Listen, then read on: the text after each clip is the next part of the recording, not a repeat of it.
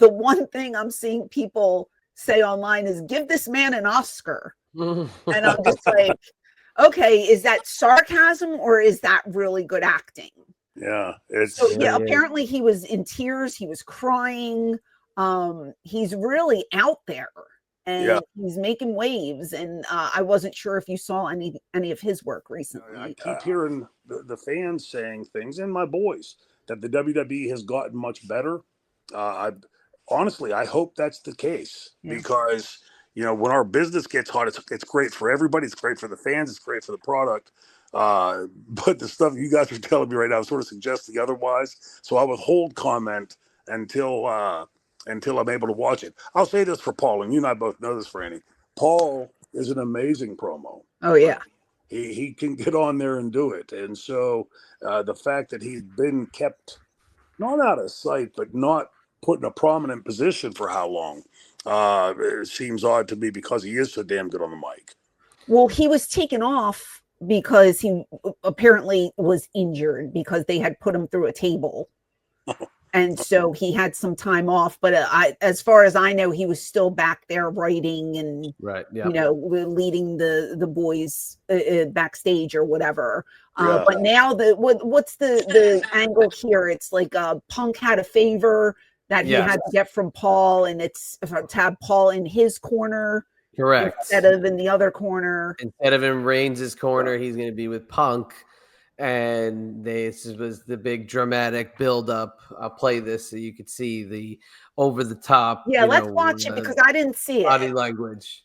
This is leading to the reveal. It's not even like what happened post-reveal. This is leading to the reveal. Okay. Force you out of your comfort zone. I'm gonna force you to deal with us.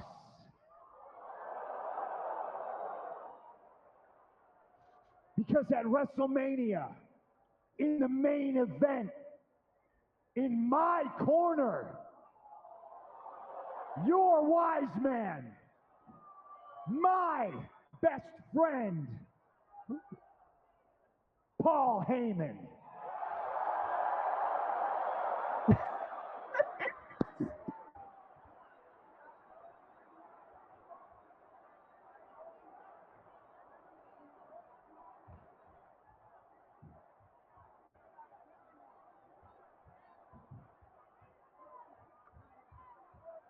Wow. Dramatic. Wow. Yeah. Seth told him. That's the favor?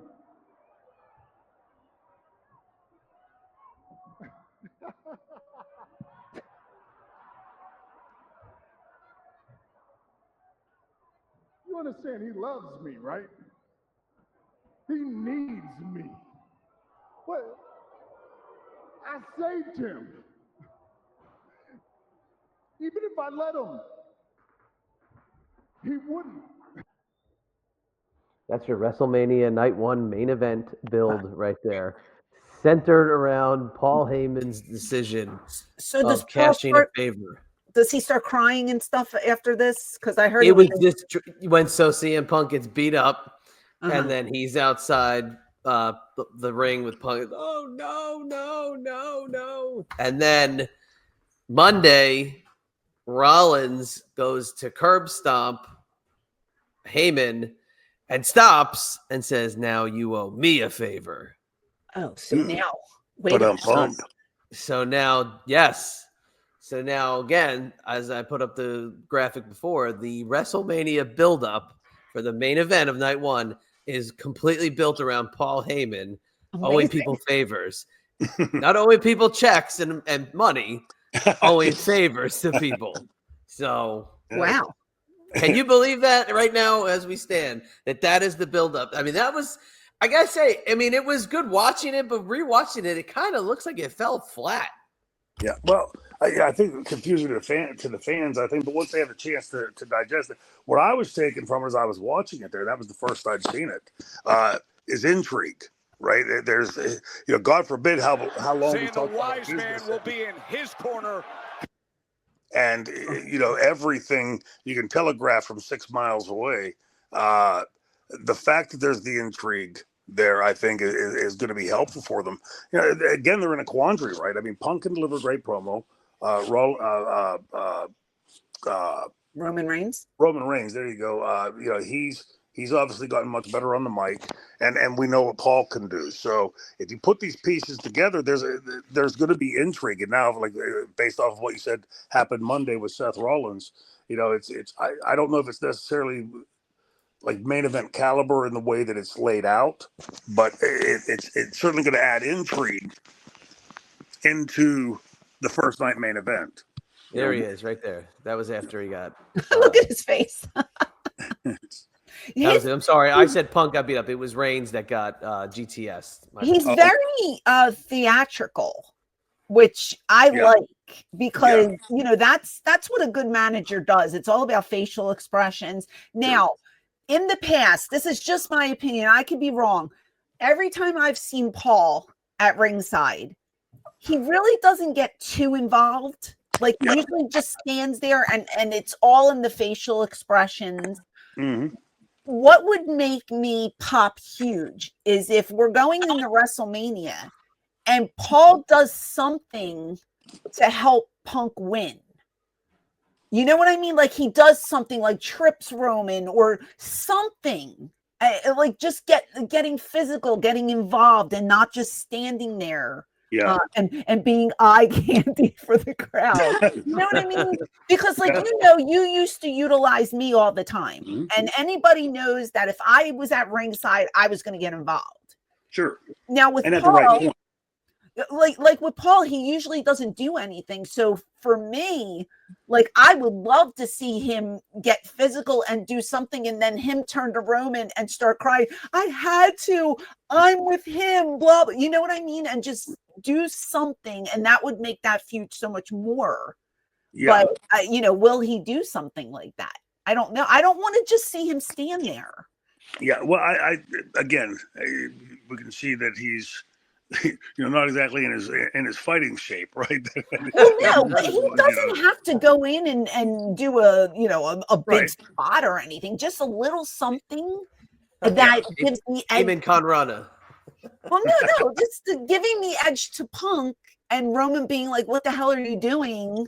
You know what I mean? It would just make it a little more special to watch because he usually just stands there holding the. I call it a lei. I don't know what they call it, but the gimmick or, you know, that they used, the thing that they used to put around his neck. And I don't know if Solo wears it now. I don't know. I'm so not in the loop, but I would love for it to get like a little more physical with Paul because he can cut a great promo. His facials are amazing. His presence is there, but I want to see him do something. Yeah, it's, you know, again, it's going to be predicated off. What I would say is it's obvious that Paul's involved in the, you know, the concept, the idea of that's behind this whole angle. And that's something that Paul has always excelled at. I'm certain he probably has something very, very interesting to play off of that. Right. I have no idea where they're taking it forward or, you know, if there's any plans on which one they're going to elevate or whatever. But it's, you know, in general, the fact that they have three people involved in this, in addition to Paul Heyman, you know, three main event guys, there's a lot to work with there. That creates a lot of opportunities coming out of that, just moving forward, you know. So it's good to me. It's again, like I said a few seconds ago, about the intrigue of it. You know, that's something we haven't. How many times you heard me something was intriguing from WWE in the last 25 years? You know, so that's the part I'm liking about it, is that, you know, that it's got something there for you to sit there and scratch your head over and pay attention to, because normally it's 1 + 1 = 2. 1 + 1 = 2. Well, it's usually straightforward.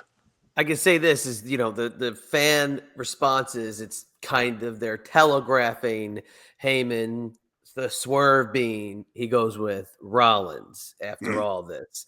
But I think that then if they're telegraphing that so far in advance, it's not going to happen that way. Right. And, you know, I think he either stays with Punk after all this or it just stays with Roman. I don't think he's going to go the Rollins route. But the way they're billing this now, after Monday night is the fan response is, oh, he's going to Rollins now. But I mean, come on, it's just, to me, it's actually taken away from the other World Championship match. And this storyline is the main event of the first night of WrestleMania. So right. Remember, one of Paul's greatest attributes as a booker is to know he's got his finger on the pulse of the fans. And whatever it is the fans are going to expect, there will be some trick thrown into that, swerve, right?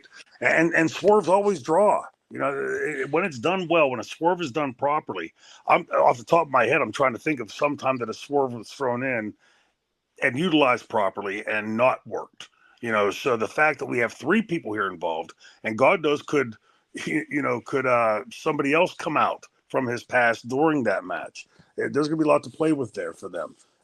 Based on what I'm seeing so far, just on the front of it, haven't watched any lead up to this, and most likely won't be watching anything after it. It's intriguing, and it's something that's pretty new to them that we haven't seen in quite a while, them being WWE.